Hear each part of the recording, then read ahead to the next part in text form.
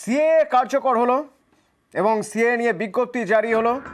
দেশ জুড়ে সিএ আর CA NRC নিয়ে সবচেয়ে বেশি বিরোধিতা করেছে তৃণমূল। মমতা বন্দ্যোপাধ্যায় কি বললেন শুনুন।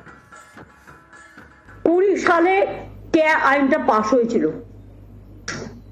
তারপরে বারবার এক্সটেনশন করে আজকে 4 বছর লেগে গেল। নির্বাচনের সময় তখনই এটা করার প্রয়োজন পড়লো, তার কারণ এটা একটা রাজনৈতিক পরিকল্পনা। জাস্ট শো অফ, জাস্ট একটা ছেলের হাতের মোয়া লালিপপ, বলবে আপনারা পোর্টালে নাম লিখুন, এরকম কিছু একটা করবে। তা পোর্টালে তো সব ধর্মের লোকেরাই নাম লেখাবে, কিন্তু সেই নাম আদৌ কার্যকরী হবে? যদি কোনো বৈষম্য হয়, সেই জিনিস আমরা মানি না। ধর্ম বৈষম্য হোক, বর্ণ বৈষম্য হোক, লিঙ্গ বৈষম্য হোক, মানব জাতির বৈষম্য হোক, এটা আমরা মানি না।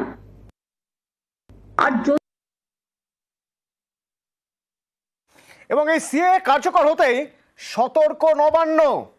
সব জেলাকে সতর্ক করলো এডিজি আইন শৃঙ্খলা। মিটিং মিছিল নিয়ে নবান্ন সতর্ক করলো, মিছিল নিয়ে অপ্রীতিকর ঘটনা যেন না ঘটে। এসপি সিপিদের নির্দেশ দিলেন এডিজি আইন শৃঙ্খলা। সতর্ক নবান্ন, সব জেলাকে সতর্ক করা হয়েছে। সিএ কার্যকর হতেই নবান্ন সতর্ক, এডিজি আইন শৃঙ্খলা সতর্ক করলো।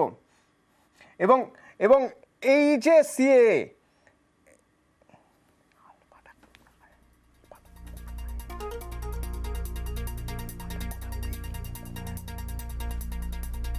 সিএ কার্যকর নিয়ে হতেই সতর্ক নবান্ন।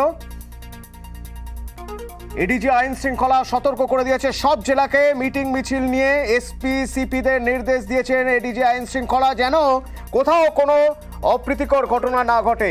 আপনাদের আগেই জানিয়েছিলাম, এর পিছনে রাজনীতির অভিযোগ করছেন বিরোধী রাজনৈতিক দল, বিজেপি বিরোধী রাজনৈতিক দলগুলো। তো রাজনীতির অঙ্ক কি বলে? ভোটের আগে এই সিএ রাজনৈতিক ফায়দায় যদি তুলতে হয়, এই রাজনৈতিক ফায়দা পাবে কারা? ভোটের আগে সিএ, এ নিয়ে রাজনৈতিক বিশ্লেষক কি বলছেন? প্রথম কথা, যে আজকে হঠাৎ করে যে কথা মুখ্যমন্ত্রী বললেন যে 4 বছর লাগলো এটা কার্যকর করতে, কারণ 2019-এ ক্ষমতায় আসার পর বলেছিল সিএ এবং সেটা আইন পাশ করা হয়েছিল। আজকে 2024 সালে সেটা কার্যকর করা হলো। এবং একটা জিনিস সাধারণ মানুষের মধ্যে প্রশ্ন আসছে, যাদেরকে নাগরিকত্ব দেওয়া হবে, অর্থাৎ 1955 সালের যে নাগরিকত্ব আইন, সেই নাগরিকত্ব আইন সংশোধন করার পর নতুন করে যাদের নাগরিকত্ব দেওয়া হবে, তারা কিন্তু ইতিমধ্যে ভারতবর্ষের যে সংসদীয় গণতন্ত্র, যে ইলেকটোরাল ডেমোক্রেসি, সেখানে ভোট দিয়েছেন। এবং যে সরকার এই আইন প্রণয়ন করছেন, তারা কিন্তু, যদি ধরে নিই যে অনাগরিক, তারা এতদিন নাগরিক ছিল না, নতুন করে নাগরিক হবে, তাহলে এই মতুয়াদের কথাই ধরা যাক না কেন, তারা এতদিন ভোট দিয়েছিল অনাগরিক হিসেবে। তার মানে ভারতবর্ষে যে নির্বাচন হয়ে এসছে, যে গণতন্ত্র ছিল, সেই গণতন্ত্র অনাগরিকদের ভোটে নির্বাচিত হয়েছে।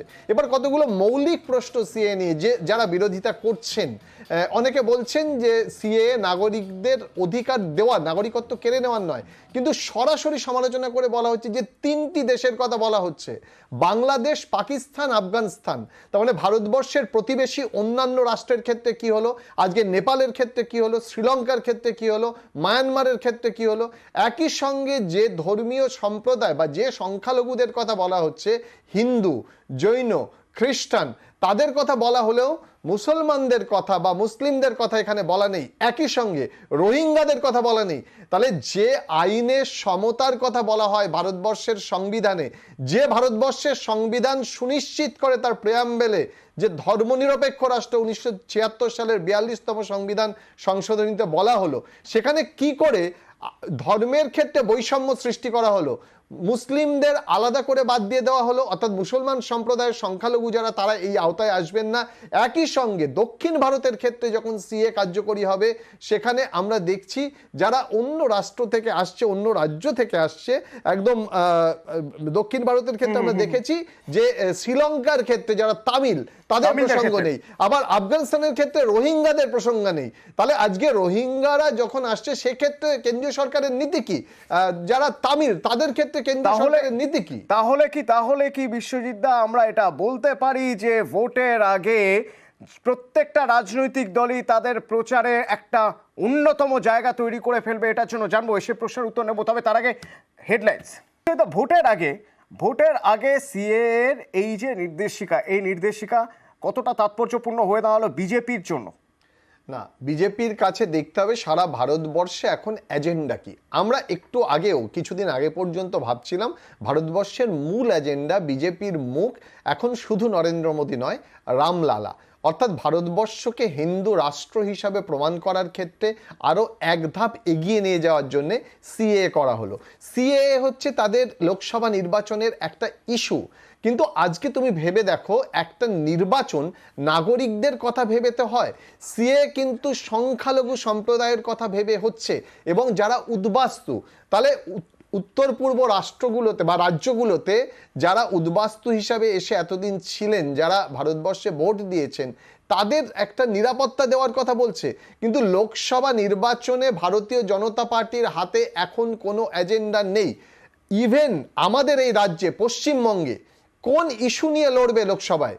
ভারতীয় জনতা পার্টি এই মুহূর্তে একটা ইস্যু তৈরি করলে, আমাদের রাজ্যের প্রসঙ্গ যদি বলতে চাই তাহলে বলবো যে আমাদের রাজ্যের একটা বিস্তীর্ণ অঞ্চল, সেটা হচ্ছে একদম বাংলাদেশ সীমানা ঘেঁষা, সুতরাং অনুপ্রবেশ এটা একটা বড় ফ্যাক্টর। বারবার এই ফ্যাক্টর নিয়েই কথা বলে এসেছে বিজেপি, এবং সেক্ষেত্রে যদি ভোটের আগে সিএএ যেটা আজ থেকে কার্যকর হয়ে গেল, এই সিএএ থেকে কতটা সুবিধা পেতে পারে বিজেপি আমাদের রাজ্যের ক্ষেত্রে এই ভোটে?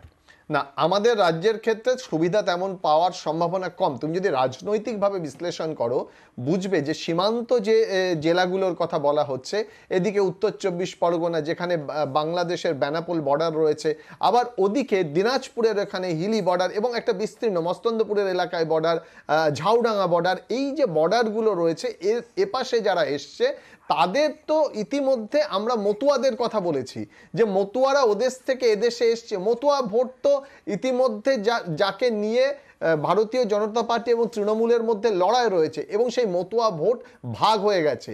সিএ যদি এমন একটা আতঙ্ক তৈরি করে না, করছে ভারতবর্ষের প্রায় প্রত্যেকটা ক্ষেত্রে। আমরা দেখেছি আসামে যখন সিএ লাগু করা হয়েছিল তখন দেখেছিলাম 1966 সালের 1 জানুয়ারির পরে এবং 1971 সালের 25শে মার্চের আগে যারা আসামে এসেছিল তাদের নাগরিকত্ব দেওয়া হবে। কিন্তু তারপরে আসামের মানুষের মধ্যে যে আতঙ্ক তৈরি হলো, সেখানে হিংসার ঘটনা ঘটলো। আমরা দেখেছি দিল্লি, উত্তরপ্রদেশ, আসাম প্রায় 85 জন মানুষের মৃত্যু হলো এই হিংসার আন্দোলনের ক্ষেত্রে। আজকে পশ্চিমবঙ্গের যে জেলা, যে প্রান্তিক অঞ্চলগুলো যেখানে লোকসভা কেন্দ্র রয়েছে, সেখানে একটা বড় ভোট মতুয়া এবং উদ্বাস্তুদের রয়েছে। সেখানে ভারতীয় জনতা পার্টি খুব একটা সুবিধা করতে পারবে না, কারণ একটা আশঙ্কা তৈরি হচ্ছে, বরং বেনিফিট পাবে তৃণমূল কংগ্রেস। এবং এর আগে তোমার মনে আছে 2021-এর ক্ষেত্রে কিন্তু প্রায় নির্বাচনের আগে সেম ইস্যু, অর্থাৎ এই সিএ কে ইস্যু করতে চেয়েছিল, সেই আসনগুলোতে বিধানসভায় ভারতীয় জনতা পার্টি তেমন কোনো সুফল পায়নি। কিন্তু বিশ্বজিৎ, তাহলে তো সেদিক থেকে বলতে গেলে মানে আপনার কথায় যদি ধরতে হয় তাহলে তো ধরতে হবে যে তাহলে অ্যাডভান্টেজ হলো বিজেপি বিরোধী দলগুলো। একদম, বিজেপি বিরোধী দলগুলো বিজেপির যে এই রাজনৈতিক চাল, এই চালটাকে আঘাত করছে, এবং এর সদর্থক দিকের থেকে ননর্থক দিকটা যে ভারতবর্ষে যে আন্দোলন তৈরি হবে এই সিএএ নিয়ে, সেই আন্দোলনের ক্ষেত্রে কিন্তু ভিত্তি নড়বে অনেকটা। কারণ বারবার বলা হচ্ছে ভারতীয় জনতা পার্টির ক্ষেত্রে যে যা ভেবেছে এই সরকার এসে সেগুলো কার্যকর করা হয়েছে। একের পর এক উদাহরণ আসছে, 370 ধারার কথা বলছে, অভিন্ন দেওয়ানি বিধির কথা বলছে, 3 তালাকের কথা বলছে, কিন্তু একবারও বলছে না কৃষি আইনের কথা, যে এই সরকার অঙ্গীকার করেছিল কৃষকদের জন্য আইন তৈরি করবে সেই আইন কিন্তু কৃষকরাই রুখে দিয়েছে। এবং এই আইনগুলো কাদের জন্য? আজকে সিএ তৈরি হচ্ছে কোন মানুষের জন্য?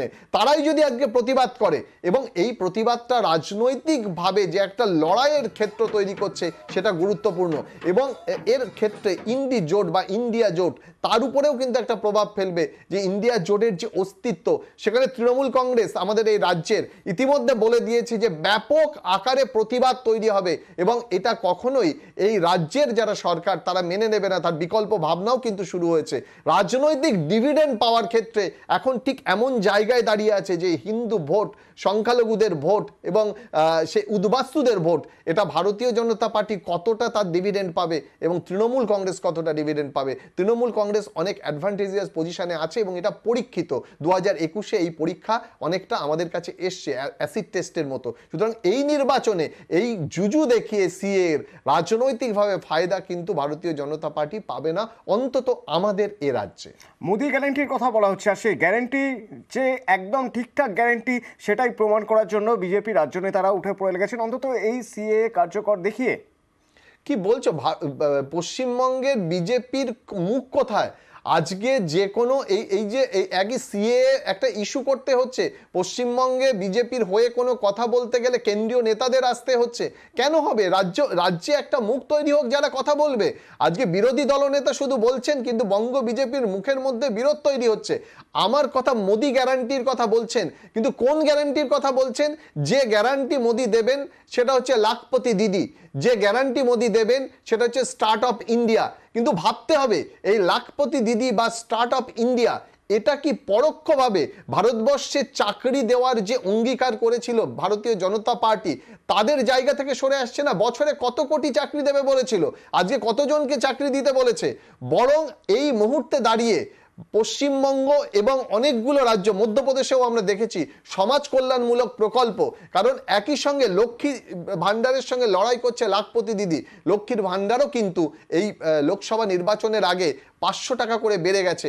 সমাজমূলক প্রকল্প, কন্যাশ্রী এবং একের পর এক স্বাস্থ্যসাথী, এগুলো নিয়ে ইতিমধ্যেই মানুষের কাছে পৌঁছে গেছে এই রাজ্যের যে শাসক দল এবং তার ডিভিডেন্ড যে পেয়েছে সেটা প্রমাণিত। মানছি বিষয় তার ডিভিডেন্ড পেয়েছে, কিন্তু আজকের কথা যদি বলি, অর্থাৎ 11ই মার্চের পর থেকে এই লোকসভা ভোটের ইস্যুই তো বদলে গেল। যে ইস্যুগুলো সবচেয়ে বড় হয়ে দেখা দিয়েছিল, যে ইস্যুগুলো কিছুটা হলেও অস্বস্তির কারণ হয়ে দাঁড়িয়েছিল দিল্লির শাসক দলের, সেই ইস্যুগুলো তো সব চাপা পড়ে গিয়ে এবার শুধু সিএতেই ফোকাস হয়ে যাচ্ছে। না, সেটা কিন্তু রাজ্যের ক্ষেত্রে না, পুরো দেশের ক্ষেত্রে সিএ ফোকাসড হচ্ছে। কিন্তু এক্ষেত্রে মনে রাখতে হবে সিএ সিঙ্গেল ইস্যু করে এই মুহূর্তে ভারতবর্ষের যে বহুত্ববাদী চরিত্র, সেখানে এই বিষয়টাকে নিয়ে নির্বাচনে লড়া যাবে না। কারণ নির্বাচনের ভোট অ্যানালিসিস যদি দেখা যায়, যাদেরকে নিয়ে সিএ এর এই ভাবনা, যত পার্সেন্ট লোকের এবং যে আতঙ্ক তৈরি হচ্ছে তার প্রভাব অন্যদের উপর, যারা সরাসরি সিএ এর ইম্প্যাক্ট যাদের উপর পড়ে না, প্রত্যেকে ইতিমধ্যে ভাবতে শুরু করেছে আমি কি ভারতবর্ষের নাগরিক, আমি কি এতদিন নাগরিক ছিলাম। এই আতঙ্কটাই কিন্তু ডিভিডেন্ড দেবে, কারণ ভারতবর্ষে সিএ ইস্যু হলে সেই ইস্যু থেকে ফল কিন্তু বিরোধীরাও পাবে। যেখানে যেখানে একটা ভয় বা আতঙ্কের কারণ তৈরি করা হচ্ছে, কারণ এই সিএ যদি রাজনৈতিকভাবে ব্যবহার না করা হতো, যদি আগে থেকে সিএ পরিকল্পিতভাবে হতো, বোঝানো হতো এবং যে গ্যাপগুলো রয়েছে, সীমাবদ্ধতা রয়েছে, সেই সীমাবদ্ধতার নিয়ে আলোচনা হতো, তাহলে কিন্তু সিএ এর প্রাসঙ্গিকতা থাকতে পারত। এইবারের নির্বাচনে মানুষ ডাইরেক্টলি কি পাচ্ছে? নাগরিকত্ব ধরে নাও, যাদের যেসব ভোটারদের এতদিন নাগরিকত্ব আমি ধরে নিলাম ছিল না, বা তারা তো ভোট দিয়েছে, তার মানে অনাগরিক হিসাবে সেই ডিভিডেন্ড হিসাবে তাদের কি কি পরিবর্তন হবে, নতুন কি সুবিধা পাবে? বরং অনেক বেশি সুবিধা, এই যে লাডলি বেহেনো বা লক্ষ্মীর ভাণ্ডার, তারা তো অনেক বেশি সুবিধা পাচ্ছে, তার ফল তো আমাদের নির্বাচনে পাওয়া যাবে। কিন্তু বিষয়টা যখন বারবার করে এ রাজ্যের শাসক দল বলে আসছে যে এ রাজ্যে সিএএ এনআরসি হতে দেব না, আদৌ কি সেটা বাস্তবায়িত হওয়া সম্ভব? মানে আদৌ সেটা সম্ভব? যখন কেন্দ্র একটা আইন করছে, কেন্দ্র একটা রুল করে দিচ্ছে, সেই রুল তো রাজ্যকে মানতেই হবে। রাজ্য তো দেখেছে কেন্দ্রের রুল বা আইন করা, যেখানে পার্লামেন্টের দুটো কক্ষেই আমরা দেখেছি কৃষি আইন পাশ হয়েছে। পাঞ্জাব হরিয়ানার যারা কৃষক তারা এসে রদ করে দিয়েছে। এবং এখনও আমরা অধিকাংশ এই খবর রাখি না যে কিভাবে কৃষকদের দিল্লিতে ঢুকতে না দেওয়ার জন্য ব্যারিকেড তৈরি করা হয়েছে, তারা তো রুখে দিয়েছে। শেষ পর্যন্ত এই সরকার যখন একক সংখ্যাগরিষ্ঠ হয়ে এই আইন প্রত্যাহার করতে চাইছে, বিশেষত উত্তর পূর্বের যে রাজ্যগুলো, এই রাজ্যগুলোতে সিএ এর যে নেতিবাচক প্রভাব পড়বে এবং সাধারণ মানুষ এর থেকে কোনো লাভ পাবে না, সেক্ষেত্রে কিন্তু কেন্দ্রকে আরও একবার ভাবতে হবে যে সিএতে পিছু হটবে কিনা। কারণ ভোটের অঙ্কটা তাদের কাছে ইম্পর্টেন্ট। আজকে সিএ লাগু করা হলো শুধুমাত্র সেই মানুষ, সেই উদ্বাস্তু মানুষদের একটা নিরাপত্তা দেওয়ার জন্য না, বরং নিরাপত্তা পেল রাজনৈতিক দল। ভারতীয় জনতা পার্টি তার ভোটের যে পার্সেন্টেজ, তার নিরাপত্তা পাবে কিনা তার একটা প্রচেষ্টা চললো, কিন্তু এর একটা সুদূর প্রসারী প্রভাব রয়েছে। রাজনৈতিকভাবে বিরোধিতা প্রবল হবে, এটা নিশ্চিত বলা যায়।